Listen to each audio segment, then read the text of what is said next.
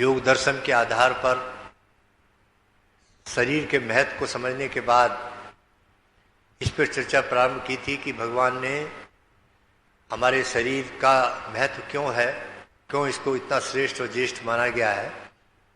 तो उसका कारण ये है कि इसमें परमात्मा ने वो यंत्र लगाए हैं, वो साधन जोड़े हैं जिससे ये जीवात्मा परमात्मा की अनुभूति कर सकता है।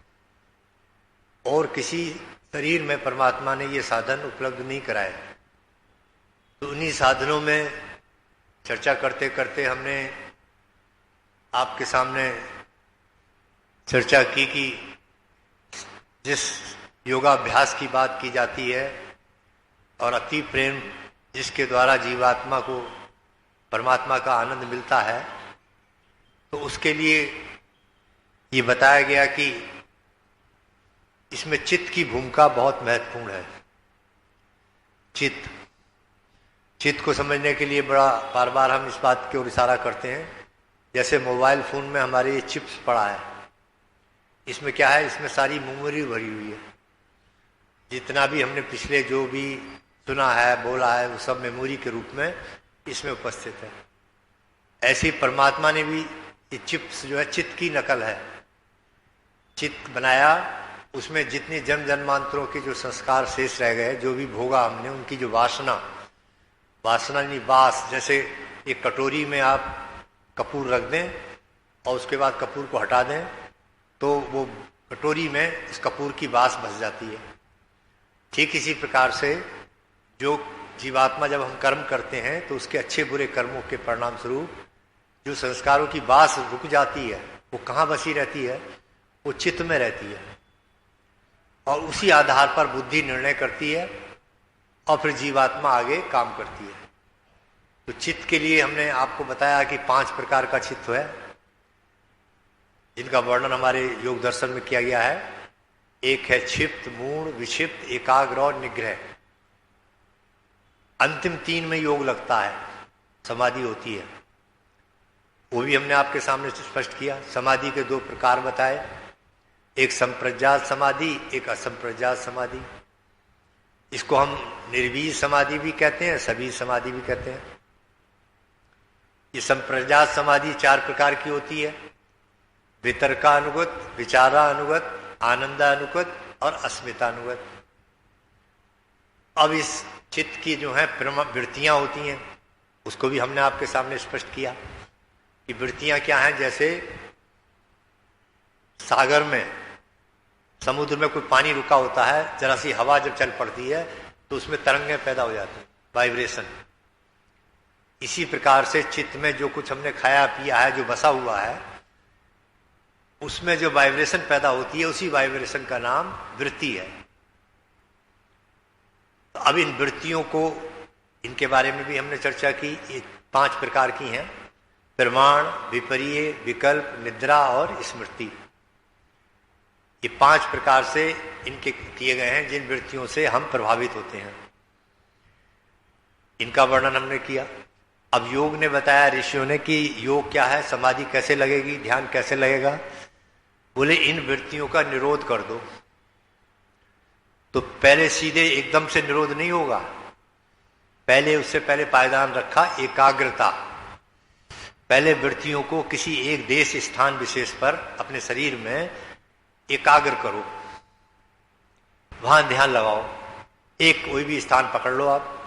अब कई लोग भ्रकुटी में ध्यान लगाते हैं, यहाँ कई लोग, महर्षि स्वामी दयानंद ने ये दोनों फेफड़ों के बीच में जो ये अंगूष्ठे के नाभि के ऊपर का जो स्थान है, इसको कहा है हृदय देश।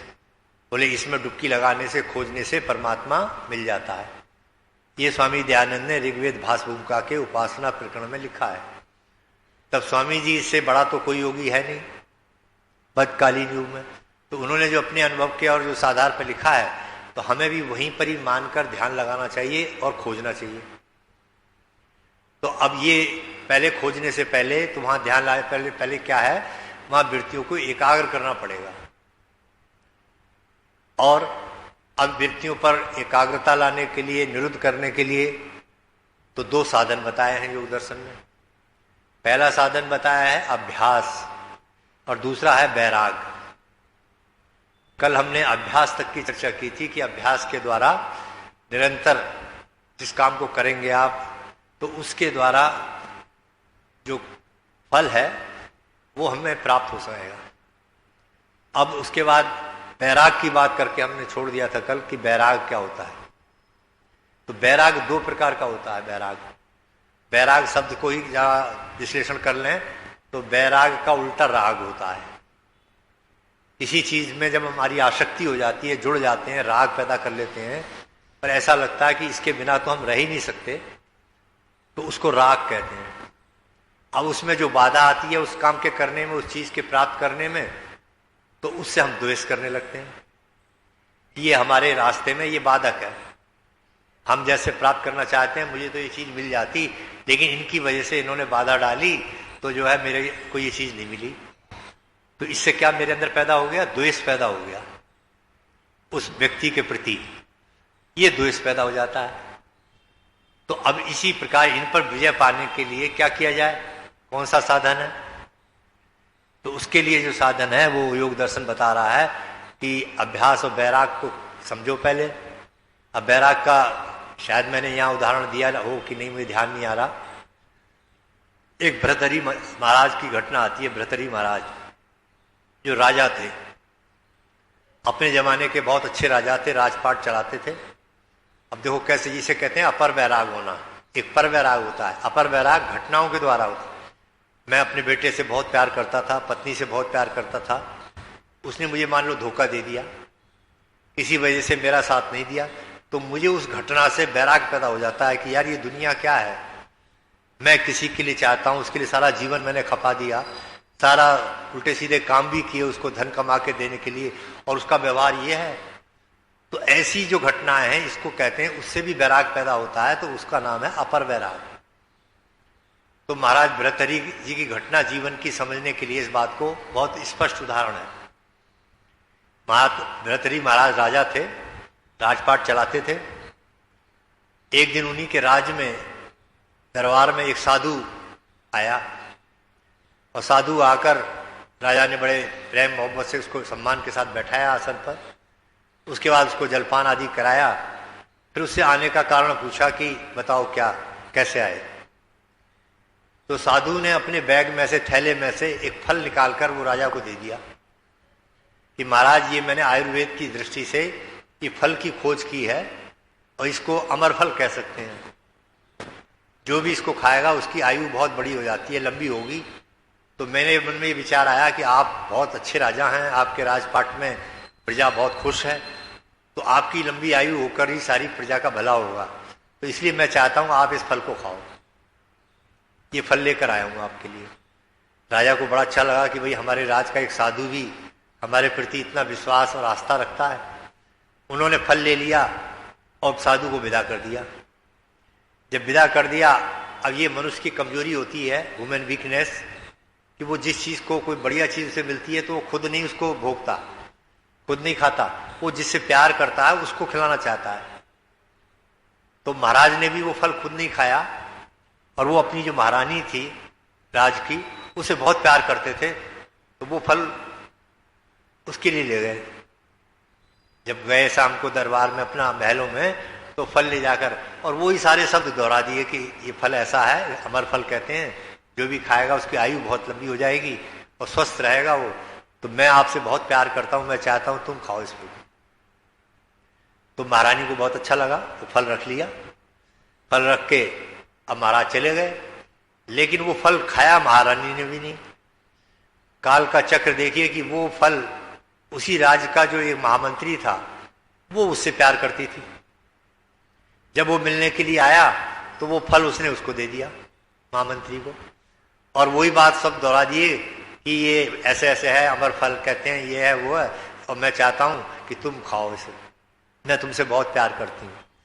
महारानी ने भी, महामंत्री ने भी फल रख लिया, लेकिन खाया उसने भी नहीं। और खाया उसने नहीं, वो भी क्या था कि उसी राज्य के अंदर एक नर्तकी वेश्या जो नाच गाना सिखाती थी, वो उससे प्यार करता था, और वो फल लेकर वो वहां नर्तकी के वहां पहुंच गया, और उसने भी उसको भेंट कर दिया कि ये अमर फल है, और जो भी इसको फल को खाएगा वो बहुत लंबा आयु होगी इसकी, स्वस्थ जीवन। मैं तुमसे बहुत प्यार करता हूं, तुम इस फल को खाओ। अब वो जो वैश्या थी उसे लगा यार बहुत प्यार करता है, ये चाहता तो खुद भी खा लेता, लेकिन खुद ना खाकर उसने रख लिया और महामंत्री का धन्यवाद कर दिया, वो चला आया। अब यहां पर एक बात आती है कि कभी लोग कहीं हमारे दर्शनों में कहा जाता है कि विचार किसी की बपौती नहीं है। कई बार ये देखने को मिलता है कि एक बड़ा विचार कोई छोटे व्यक्ति को, जिसको हम समझते हैं बहुत हेय दृष्टि से, उसके मन में भी आ जाता है बड़ा विचार। और कई बार जो होता है वो एक छोटा विचार बड़े व्यक्ति को, जिसको हम बहुत ज्ञानी बहुत बड़ा मानते हैं, उसके मन में भी बुरा विचार आ जाता है। हमने देखे तमाम ऐसी घटनाएं होती हुई कि जब 1 लाख रुपया बैग में कहीं चौराहे पर मिल गया एक व्यक्ति को, अब वो उसका था नहीं, तो वो जाकर क्या करता है, थाने में जमा कराता है कि सर ये रुपया मेरा नहीं है, यहाँ पड़ा हुआ था, ये मिला, ये मैं जमा करने आया हूं। अब वही व्यक्ति कई बार देखने को मिलता है कि जब होटल में कहीं रास्ते में ढाबे पर खाना खा रहे होते हैं तो एक चम्मच जो है उसको जेब में रखता है, चुराता है। तो ये क्या है? तो ये इसलिए है कि हमारे अंदर देवता भी मौजूद है और राक्षस भी मौजूद है। जब हमारे अंदर दिव्यता के कर्म की भावना उठे तो उस समय देवताओं का बाहुल होता है। जब बुरे कामों की तरफ हमारी गति हो, बुरी इच्छाएं, समझ लो हमारे अंदर राक्षसों का बाहुल है, तामसिकता का भाव अधिक है। तो इसीलिए हमारे यहाँ भोजन पर इतना बल दिया गया कि जैसा खाओगे अन्न वैसा बनेगा मन, अर्थात अच्छा अन्न खाओ तो मन भी अच्छा बनेगा, मन बनेगा तो विचार भी अच्छे आएंगे, जब विचार अच्छे होंगे तो कर्म भी अच्छे होंगे, जब कर्म अच्छे होंगे तो फल भी अच्छा मिलेगा। तो एक क्रम है, एक सिस्टम है, इसलिए आहार पर, भोजन पर बहुत बड़ा बल दिया गया। अब वो जो फल उसके हाथ में आया वेश्या के, उसके मन में उस समय एक अच्छा विचार आ गया और उसने सोचा कि अरे तूने अगर खा भी लिया इस फल को और तेरा जीवन लंबी आयु हो गई तो उससे क्या लाभ होने वाला है, क्या लाभ होगा? तो ये तो वैसे ही गिरी हुई दृष्टि से लोग देखते हैं, हे दृष्टि से, तेरा तो जीवन वैसे ही पतित हो गया, इसे तो किसी अच्छे व्यक्ति को खाना चाहिए जिससे प्रजा का भला हो। अब वो वेश्या ने क्या किया, खुद फल ना खाकर अगले दिन वो उसी राजा के दरबार में पहुंच गई फल लेकर। अब आप देखिए क्रम, उसी राजा के दरबार में पहुंच गई। अब राजा ने आने का कारण पूछा तो बताया, उसने कहा महाराज एक ही फल है, इसको ऐसे ऐसे अमर फल कहते हैं और आपके राज में हमारी प्रजा बहुत खुश है, हम चाहते हैं आप दीर्घ जीवन हो, आपकी लंबी आयु, आप फल को खाओ, मैं आपको ये फल देने आई। राजा ने ये बात सुनकर फौरन उन्हें याद आ गया कि अरे अभी 4-5 दिन पहले तो एक साधु ने दिया फल ला के हमें ऐसे, और उसने भी यही बोला था। खैर राजा ने उसको तो कुछ नहीं कहा, उसे विदा कर दिया, लेकिन राजा ने अपने सूत्रों से पता लगाया तो सारी कहानी खुल गई कि मैंने महारानी को दिया, महारानी से महामंत्री तक पहुंचा, महामंत्री से वेश्या था, वेश्या मेरे पास लेकर आई। अब ये इतिहास की सच्ची घटना है कि राजा को ये घटना से एक वैराग हो गया, उनके अंदर एक सोच पैदा हुई कि ये दुनिया क्या है, मैं किसी से प्यार करता हूं, वो किसी और से करता है, वो किसी और से करता है, और संसार की अजीब स्थिति। तो उन्हें इसको कहते हैं अपर वैराग, वैराग हो गया और उन्होंने राजपाट छोड़ दिया और जाकर जंगल में साधना करने लगे। बोले ये सब जो है विषय वासनाएं जो है ये उसी प्रकार से, जैसे मैंने कहा था कि कुत्ते के समान है ये, इनकी स्थिति। कुत्ता जो है हड्डी को चचोड़ता है तो जब खून निकलता है तो वो समझता है कि ये खून जो है हड्डी में से आ रहा है, पर खून हड्डी में से नहीं आता, उसके मसलों में से निकलता है। ऐसी ये विषय वासनाओं को हम ये मान के चलते हैं कि ये हमें सुख पहुंचाएंगे, इनसे हमें सुख मिलेगा, इन्हें भोगो जितना भोग सकते हो, ज्यादा से ज्यादा भोगोगे तो सुख मिलेगा, आनंद आएगा। पर ये उल्टा है, और यही बात लिखी भर्तृहरि महाराज ने अपने अनुभव के आधार पर। जब उन्होंने जंगल में जाकर साधना की, राजपाट छोड़ दिया, तो उन्होंने कुछ सूक्त लिख कर दिए, भर्तृहरि शतक के नाम से प्रसिद्ध है। उन्हीं में का देखो एक सूत्र यह है कि भोगो न भुक्ता वै में भुक्ता, तृष्णा न जीर्णा वै में जीर्णा, कालो न याता वै में भी आता, तपो न तपता वै में तपता। उनके जीवन का उन्होंने अपना अनुभव बताया, जनता को संदेश दिया कि भाई देखो ये भोगो न भुक्ता वै में भुक्ता, अर्थात हम ये सोच रहे हैं कि हम भोगों को भोग रहे हैं, भोग को हम नहीं भोग रहे होते, भोग हमें भोग रहे होते। इसीलिए हमने देखा कि जब हम कालो ना आता वह में भी आता, समय हमें भोग रहा है। हम खुशी मनाते हैं जन्मदिन की, अब हम 75 वर्ष के हो गए, 70 वर्ष के हो गए, लेकिन अगर सच्चाई में देखें तो वो खुशी मनाने का मौका नहीं है, बल्कि वो विचार करने का है कि काल ने, समय ने मेरे 70 वर्ष खा लिए आयु के, अब इसमें मैं कुछ कर पाया कि नहीं कर पाया जीवन के अंदर, जो इसके लिए मुझे जीवन दिया परमात्मा ने, ये विचारणीय प्रश्न है। इसको विचार ना करके लेकिन अज्ञानतावश और काम हम करते हैं। तो यही वहां पर कहा, तृष्णा न जीर्णा वैमेव जीर्णा, अर्थात जो तृष्णाएं हैं, इच्छाएं हैं, ये कभी शांत नहीं होने की। जब तक शरीर के साथ जीवात्मा लगी हुई है, एक इच्छा पूरी करोगे दूसरी पैदा हो जाती है, कभी पूरी नहीं होगी। और इनकी स्थिति क्या है, बोले जैसे आग में घी डालो और घी डालकर ये सोचो कि ये अग्नि मंद हो जाए, तो घी में डालने से अग्नि मंद नहीं होगी और तेज होगी। तो इसी प्रकार से जो तृष्णाएं हैं, इच्छाएं हैं, जिनको हम रोज नई पैदा करते रहते हैं, इन पर अगर विराम नहीं लगाएंगे तो फिर ये बढ़ती बढ़ती और कहाँ जाएंगी, हमें डुबा देंगे।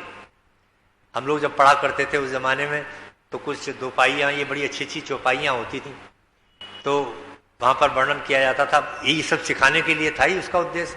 गोधन, गजधन, बाजधन और रतन धन खान, और जब आए संतोष धन, सब धन धूर समान। नहीं, गोधन गजधन ये सब धन है, तो दौलत है, लेकिन ये सब जब संतोष का धन आता है तो कहते हैं ये सब इसके सामने बेकार हो जाता है। सबसे बड़ा जो धन है वो संतोष का धन है। तो आज बड़ा आश्चर्य होता है, जितने देखो आप बैंक डकैतियां हो रही हैं, बड़े बड़े जो कांड हो रहे हैं, जो पकड़े जा रहे हैं, फिल्म इंडस्ट्री के तमाम घोटाले पकड़े गए, उनके बारे में जब जानकारी होती है तो कोई वो गरीब लोग थोड़ी है, कितना पैसा उनके पास है कि गिनती के नहीं कर पा रहे हैं। तमाम दीवारों में जो उन्होंने इसको रख रखा है, ढक ढक के, ये सब क्या है भाई? कहीं रुका, आखिर क्या करोगे इस पैसे का, कितने कहां तक ले जाओगे इसको? तो ये संतोष नहीं है। संतोष, और संतोष को सबसे बड़ा धन माना है। तृष्णा बढ़ाते जाइए, तो यही महाराज भर्तृहरि ने हमारे लिए कहा। तो इस प्रकार से जब आदमी को घटनाओं के द्वारा उसे जो वैराग होता है, उसका नाम है अपर वैराग। और दूसरा वैराग कौन सा होता है? वो है पर वैराग। पर वैराग वो होता है जो ज्ञान पूर्वक होता है, वो स्थायी होता है। ज्ञान पूर्वक, ज्ञान पूर्वक मतलब जैसे मुझे ज्ञान है, अब किसी को ज्ञान नहीं है तो क्या है, उसने मिर्च खा ली धोखे से मुख में, अब तीखी होती है मिर्च, उसे कड़वी लगी बहुत ज्यादा, तो अरे बोले ये मिर्च तो बहुत तीखी है भाई, तो उसे खाने के बाद उसका ज्ञान हुआ। लेकिन एक व्यक्ति ऐसा है, उसने विद्वानों से, अपने बुजुर्गों से, माँ बाप से जान लिया कि नहीं भाई ये मिर्च मन नहीं खानी चाहिए, ये बहुत तीखी होती है, ध्यान रखना। तो उस तीखेपन का ज्ञान घर में माँ बाप ने, बुजुर्गों ने, शिक्षकों ने, आचार्य ने उसे दे दिया, तो वो उसमें पड़ता ही नहीं, उसको वो ज्ञान स्थायी ज्ञान हो गया। तो इसी प्रकार से जो प्रकृति जन्य विषय हैं, आत्मा जन्य विषय हैं, परमात्मा जन्य विषय हैं, इनको जब व्यक्ति ज्ञान और स्वाध्याय के आधार पर खुद जान लेगा तो वो धोखा नहीं खाएगा, और अगर इनको नहीं जानेगा तो वो धोखे में पड़ सकता है। इसीलिए उसको कहा गया कि दूसरे नंबर पर जो वैराग है उसका नाम है पर वैराग। वो स्थायी ज्ञान के आधार पर, सत्संग के द्वारा, स्वाध्याय के द्वारा, अपने से अधिक आयु का जो उस विषय का विशेषज्ञ हो उससे ज्ञान प्राप्त करता है, तो उसके अंदर वो वैराग, यानी वो ज्ञान प्राप्त हो जाता है कि ये चीज कितने दिन तक मेरे साथ रहेगी। फिर वो अविद्या का शिकार नहीं होता, वो ठीक से उसी प्रकार से उससे काम लेता है कि भाई इतने समय के लिए चीज मिली है मुझे और एक दिन ये छूटनी नहीं है, तो मैं क्यों ज्यादा आसक्ति इसमें जोड़ूं, पहले से मन बना के चल रहा हूं कि ये छूटनी है। अब इसके बाद में वहां योग दर्शन में प्रश्न खड़ा होता है कि वहां पूछा गया कि क्या ये वैराग आदि ही तरीका है या इसके अलावा भी कोई और तरीका है जिससे जीवात्मा उस लक्ष्य को प्राप्त कर सके, समाधि अवस्था को प्राप्त कर ले, योग में चली जाए, जो भी है, और भी कोई रास्ता है? तब आप पढ़ेंगे अगर योग दर्शन को तो उसी पहले ही अध्याय में तब इसका जवाब मिलेगा। अब वो रास्ता क्या है? वो रास्ता हमारे जैसे, आप जैसे लोगों के लिए है, जो अभ्यास आदि ज्यादा नहीं कर सकते योग साधना, लेकिन ये कर सकते हैं बड़े आराम से। तो वो रास्ता कौन सा बताया? आप पढ़ेंगे पुस्तक में तो उसका लिखा उन्होंने, प्रणव का जाप करना। ये वो रास्ता है, प्रणव का जाप करना। अब प्रणव का ही दूसरा अर्थ क्या होता है? ओम, परमात्मा का मुख्य नाम है, उसके जाप की विधि को अपनाकर और हम भी उस लक्ष्य को प्राप्त कर सकते हैं। ये दूसरा रास्ता है। अब इसके लिए जब प्रणव के जाप की बात आएगी तो यहां पर फिर प्रश्न खड़ा होगा कि जिसका हम जाप करना चाहते हैं, जिससे प्रेम बढ़ाना चाहते हैं, उसके स्वरूप को तो जाने। अब हम उसे मान लो जानते नहीं, हमारा परिचय नहीं, तो हमारी प्रार्थना भी नहीं स्वीकार होगी। तो पहले बात समझ में आ गई कि अर्थात पहले स्तुति होनी चाहिए। इसीलिए हमारे वेद मंत्रों में पहले आपको जो यज्ञ करते हो, क्या उसका शीर्षक दिया है ऊपर? स्तुति, प्रार्थना, उपासना। पहले परिचय जरूरी है। अभी मान लो मेरा त्रिलोकचंद जी से परिचय नहीं है, मैं अचानक आता हूं यहां पर और ये मिल जाते हैं। अब परिचय नहीं है तो मैं कोई काम के लिए कहने लगूं, इनसे कोई प्रार्थना करूं, भाई मुझे ये चीज चाहिए, तो ये मेरी प्रार्थना स्वीकार नहीं करेंगे, क्योंकि ये समझेंगे पता नहीं कौन है, परिचय ही नहीं है। और अगर मेरे को इनका पहले से परिचय है और मैं इनको जानता हूं कि नहीं, इनका देना इनका स्वभाव है और ये पदार्थ इनके पास है, ये भी जानता हूं मैं, क्योंकि मांगना प्रार्थना करना वो भी फिजूल हो जाती है कि हम उससे वो प्रार्थना कर रहे हैं, उसके पास वो चीज तो है ही नहीं, तो देगा कहां से वो? तो हमें जो चीज की जरूरत है आत्मा को, जिस चीज की, तो उससे तो उस सोर्स से मांगना है जहां जिसके पास जो चीज हो। अब मान लो हमें आनंद चाहिए, आनंद, तो आनंद तो प्रकृति के पदार्थ में है नहीं किसी में, इनमें तो सुख है केवल इंद्रियों के अनुकूल, तो आनंद तो परमात्मा है का विषय है। तो अब हमें जब पता होगा तो हम परमात्मा के निकट जाकर उससे मांगे, परमात्मा आप तो आनंद स्वरूप हो, आप थोड़ा सा आनंद की कृपा मेरे ऊपर भी कर दो। तो स्तुति का इसलिए जरूरी होगी कि पहले किसी, और आज यही तो उल्टा हो रहा है। आज क्या हो रहा है धार्मिक क्षेत्र में कि बिना परिचय के, जाने बिना मानते सब हैं। आप देखेंगे आज मानने वालों की अगर संख्या देखें तो सब मानते हैं ईश्वर को, किसी ना किसी रूप में, कोई किसी रूप में, कोई किसी रूप में मानता है। दुनिया में कोई ऐसा व्यक्ति नहीं है जो भगवान को ना मानता हो, लेकिन ऐसी संख्या बहुत कम लोगों की है जो उसको जानते हैं, तब मानते हैं। कि पहले जानो कि वो कैसा है। अब ना जानने के कारण ही देखो तमाम लोगों ने कल्पनाएं कर ली और ईश्वर का जो वास्तविक स्वरूप है उससे उछल करके और अपने हिसाब से परमात्मा को गढ़ लिया। अधिकांश मत मजहबों में आप देखें, जितने भी संस्थाएं हैं धार्मिक, उन सब में ईश्वर के को स्वरूप को क्या बनाया है उन्होंने? अपने जैसा बनाया है। जैसे हमारे रूप रंग आकार आंख नाक कान है, वैसे उन्होंने परमात्मा को मान लिया और जैसी आवश्यकताएं हमें होती हैं वैसी परमात्मा के साथ फिट कर दी। हमें रहने के लिए मकान चाहिए, परमात्मा के लिए भी रहने को मकान बनाने शुरू कर दिए। हमें परमात्मा के लिए, हमें प्रकाश की आवश्यकता पड़ती है तो परमात्मा के लिए भी प्रकाश का प्रबंध करना शुरू कर दिया लोगों ने। हमें ठंड लगती है, वस्त्रों की जरूरत पड़ती है तो परमात्मा को भी वस्त्र पहनाने शुरू कर दिए। हमें भूख लगती है तो परमात्मा को भी खिलाना शुरू कर दिया। आप देखिए कि सारे आज हो क्या गया है कि जितने बिना समझे स्तुति करे, परमात्मा को पहचान किए, उसको ऐसी कल्पनाएं कर ली और भगवान का ये रूप बना कर रख दिया आपने कि अपने जैसे। जैसे हमारे सामाजिक स्थिति भी यही पैदा कर ली। हमारे समाज में एक राजा होता है, वो जो प्रसन्न होता है तो आशीर्वाद कर देता है, तो बोले ऐसे ही कोई बहुत बड़ा राजा है, महाराजा है जो ऊपर कहीं बैठा है आसमान पर, वो जब खुश होता है तो फिर हमारे ऊपर आशीर्वादों की वर्षा करता है, नाराज होता है तो दुख भेज देता है। ये सब कल्पनाएं क्या रखी, पर वास्तव में ईश्वर ऐसा नहीं है। ईश्वर का स्वरूप, उसकी स्तुति करने के लिए जरूरी है कि उसके स्वरूप को समझा जाए। तो उसका स्वरूप क्या है ईश्वर का? ईश्वर का स्वरूप यह है जो रोज तो एक नहीं तमाम मंत्रों में परमात्मा ने वेद माता के द्वारा हमें परिचय दिया है। ईशावास्यमिदं सर्वम यत्किंच जगत्याम जगत तेन त्यक्तेन भुंजिता मां गिरधा कस्य सुदिनम। अर्थात ईश जो है, परमात्मा जो है, वो बसा हुआ है कण कण में, ओत प्रोत है, एक शक्ति के रूप में है। और शक्ति भी ऐसी नहीं जैसे शक्ति है पावर, चेतन शक्ति है। क्यों चेतन शक्ति के लिए क्या प्रमाण समझाने के लिए? क्योंकि देख लो आप, हर सृष्टि के नियम में, सृष्टि के अंदर कोई नियम काम कर रहा है और नियम बिना किसी नियंता के बन नहीं सकता। तो इसका मतलब है कि वो जो शक्ति है, पावर है, वो ज्ञान स्वरूप है, उसे सारे नियमों का ज्ञान है और ज्ञान नियमों से ही सारी सृष्टि को बांध रखा है उसने।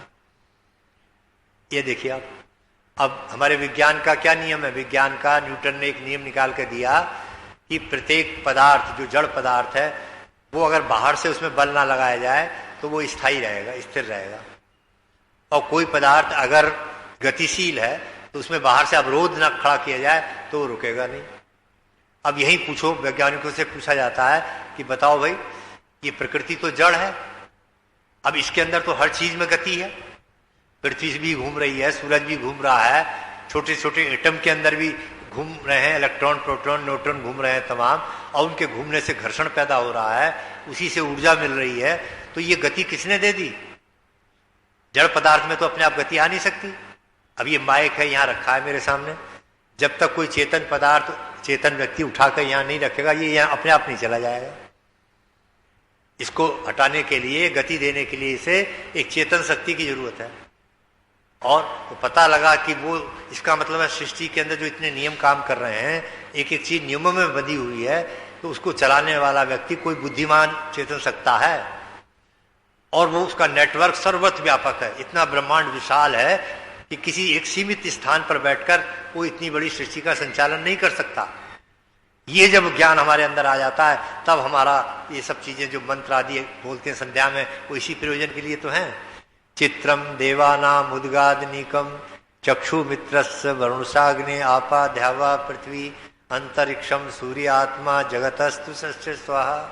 यानी वेद माता कह रही, अरे तमाम तू घूम तो देखता तो है, तमाम इतनी सृष्टि की बनावट को देख, ऊंचे ऊंचे पहाड़, ये नदियां, नाले, ये वनस्पतियों को, इन सब का प्रयोजन समझ, और इनके अंदर जो नियम काम कर रहे हैं उनको समझ, तो पता लगेगा कि कोई बनाने वाला कितना बड़ा नियंता है, कंट्रोलर है। अब आप देखिए, आज से 1000 वर्ष पहले भी कब पूर्णमासी हुई थी, ये देखो आज गणना की जा सकती है। आज से 200 वर्ष बाद कब अमावस्या होगी, ये आज बताया जा सकता है। सूरज ग्रहण आपने देखा होगा, जब भी होता है तो अमावस्या ही होगी उस दिन, और चंद्र ग्रहण जब भी पड़ता है तो पूर्णमासी होती है। क्या बनाने वाले ने बनाया है? कभी भी नियम इधर से उधर नहीं हुआ, इतने लाखों वर्ष हो गए सृष्टि को चलते हुए। तो आप समझ रहे हैं, तो वो जो सृष्टि बनाने वाली जो पावर है, उसके स्वरूप को समझो। इसी को कहते हैं स्तुति। जब उसके स्वरूप को समझ लेंगे, तब हम सही प्रकार से उससे प्रार्थना और उपासना कर पाएंगे। तो पहले सृष्टि की गति को देखा। दूसरी बात पता लग रहा है कि हर चीज में प्रयोजन है। ऐसी नहीं बना दिया जैसे बच्चों ने बना दिया, कोई अनजाने में बन गई चीज, नहीं। सृष्टि की हर पदार्थ में कोई ना कोई प्रयोजन दिखाई दे रहा है। जैसे आप देखो, अब वनस्पतियां बनाई तो उनसे क्या प्रयोजन सिद्ध हो रहा है? वनस्पतियां जो है वो ऑक्सीजन देती हैं, और हमारा जो भोजन है वो ऑक्सीजन है। हमें ऑक्सीजन चाहिए जीने के लिए। तो अब ये कहां से मिल रहा है ऑक्सीजन? ये वनस्पतियों से मिल रहा है। वनस्पतियां बनाई भगवान ने। और देखिए, अब वनस्पतियों का भोजन क्या है? Carbon dioxide. और ये कहां से जा रही है? ये हमारे से जा रही है। हम जो खाते हैं पीते हैं, मुंह से सांस निकालना है, इसमें कार्बन डाइऑक्साइड निकलती है, और यही भोजन है हमारी वनस्पतियों का, उनका। तो क्या भगवान ने देखो एक दूसरे के प्रयोजन के लिए, हमारे प्रयोजन के लिए वो चीज बना दी, और उनके प्रयोजन के लिए हमें बनाई। जरा भी ये कोई भी नियम देखें आप, कहीं भी टूट नहीं रहा है। सबका कोई ना कोई सिस्टम है, प्रयोजन है। बारिश होती है, समुद्र में देखो खारा पानी है, लेकिन सूरज बनाया परमात्मा ने, उसके प्रकाश से, उसे अग्नि से वो मीठे पानी को निकाल लेता है पकड़कर, और बादल बना देता है, और बादल से वर्षा हो जाती है, और हम सबका उपकार हो जाता है, खेती फल रही है, कितने जीवों का कल्याण हो रहा है। और यही एक एक बूंद जाकर फिर से उसी समुद्र में पहुंच जाती है सारा काम। तो एक क्रम देख रहे हैं क्या चल रहा है। तो बिना प्लानर के, बिना कोई ऐसी बनाने वाला है कि उसने बस कहीं बैठकर एक छोटे से हिसाब से, जैसे आपने कल्पना कर रखी है, ऐसे सृष्टि का संचालन हो सकता है? नहीं हो सकता। इसलिए पता लगा कि परमात्मा की, इसको कहते हैं स्तुति। विराट रूप भी देख लो आप, कितना विशाल विराट रूप है, उसकी कल्पना करो। ये पृथ्वी जो है, इसकी परिधि जो है 25,000 मील है, परिधि सर्किल। अब और इससे सूरज जो है, ये जो हमारे सर्किल में है दिखाई देता है, ये 13 लाख गुना बड़ा है। 25,000 को 13 लाख से गुणा करो तो जितना आएगा उतनी परिधि इस सूरज की है। कितना विशाल हो गया, बड़ा। अगर आप कागज पेंसिल लेकर गुणा करेंगे तो पता लगेगा। और ये मेरे भगवान, प्रकाश की गति कितनी है, दूर कितना है ये हमसे? तो 1,86,000 मील प्रति सेकंड है प्रकाश की गति, 1 सेकंड में। और लगभग एक प्रकाश की किरण सूरज से पृथ्वी तक आने में 7 मिनट का समय लगता है, और 1 मिनट में 60 सेकंड होते हैं। दिमाग चक्कर खा जाएगा, इतना हिसाब लगाते लगा परमात्मा। पर ये देखो, इतनी दूरी से, और ये पृथ्वी भी किसी समय इसी सूरज का भाग थी, उसी के चारों चक्कर लगा रही है, उसे टूट के जैसा हो गया। तो पता लगा कि इतना विशाल, ये देखो इसकी विशालता देखिए। और आज वैज्ञानिकों ने ये खोद कर बताया, हमारे सामने रख दिया कि इससे भी बड़े बड़े सूर्य ब्रह्मांड में हैं। कमाल है भाई, इससे भी बड़े बड़े सूर्य। और वहां लिखा जा रहा है कि जिनका प्रकाश पृथ्वी के ग्रह पर आते आते अरबों वर्ष लग जाते हैं। इतनी गति होने के बाद तो कितने विशाल ब्रह्मांड को चला रही है वो पावर, वो शक्ति, जिसका अनुमान हम बैठकर इन गुणों के आधार पर कर सकते हैं। इसीलिए कहा गया कि गुण को देखकर गुणी का ज्ञान होता है। तो सृष्टि के इन गुणों को देखो, अपने शरीर की रचना को देखो, कैसे परमात्मा ने क्या चीज बनाई, अंदर किस प्रकार से गुर्दे फिट किए, कैसे एक छोटा सा पंप बना दिया जो इतना खून को जो है शुद्ध करता है। बनाने वाले ने किस प्रकार की रचना, इन्हीं की नकल कर करके वैज्ञानिक लोग चीजें बना रहे हैं। लेकिन ईश्वर का मुकाबला थोड़ी है, रचना जो नियम है वो तो ईश्वर का ही है। इसीलिए महर्षि स्वामी दयानंद ने आर्य समाज के नियम में पहले ही इस विश्वास को जगाने की कोशिश की है कि सब सत्य विद्या और जो पदार्थ विद्या से जाने जाते हैं उन सब का आदि मूल परमेश्वर है। यानी किसी भी एंगल से आप खोजने निकल जाओ, साधना में बैठो तो तब भी आप वहीं पहुंचोगे, उसी सत्ता का एहसास करोगे। एक लेबोरेटरी में बैठकर अगर आप कहीं बैठोगे तब भी आपको उसी सत्ता का आभास होगा। तो कहने का मेरा अभिप्राय ये था कि घड़ी आपकी बंद पड़ी है। अच्छा, हाँ, तो समय लगभग हो गया 9:30 का। तो अब कल चर्चा करेंगे आगे कि स्तुति के बाद फिर प्रार्थना का विज्ञान है। ये प्रार्थना हम कैसे करें और उसके लिए किस प्रकार के शब्दों का प्रयोग करें, कौन सी प्रार्थना करें, ये सब जो है। फिर उसके बाद उपासना का क्रम है कि उपासना कैसे होगी, इसके अर्थ को समझेंगे। ऋषियों ने बहुत परिश्रम हमारे लिए किया है, हम उसे लाभ उठाएं। परमात्मा हमें शक्ति और सामर्थ्य दे कि हम उनके बताए हुए रास्ते पे चल सकें। ओम शम। ओम देव शांति अंतरिक्षगम शांति पृथ्वी शांतिराप शांतिरोषधयः शांति वनस्पतयः शांतिर्विश्वे देवाः शांति ब्रह्म शांति सर्वगम शांति शांतिरेव शांति सामा शांतिरेधि। ओम शांति शांति शांति। जो बोले सो अभय सत्य सनातन वैदिक धर्म। जय महर्षि देव दयानंद की जय। मर्यादा पुरुषोत्तम श्री रामचंद्र महाराज की जय हो। योगीराज श्री कृष्णचंद्र महाराज की जय हो। भारत माता की जय हो। गौ माता का पालन हो। आर्य समाज अमर रहे। वेद की ज्योति जलती रहे। ओम का झंडा ऊंचा रहे। सत्यार्थ प्रकाश पढ़ा करो। जीवन को नव मोड़ दो। नशा करना छोड़ दो। जो बोले सो अभय सत्य सनातन वैदिक धर्म की जय। वैदिक ध्वनि। ओ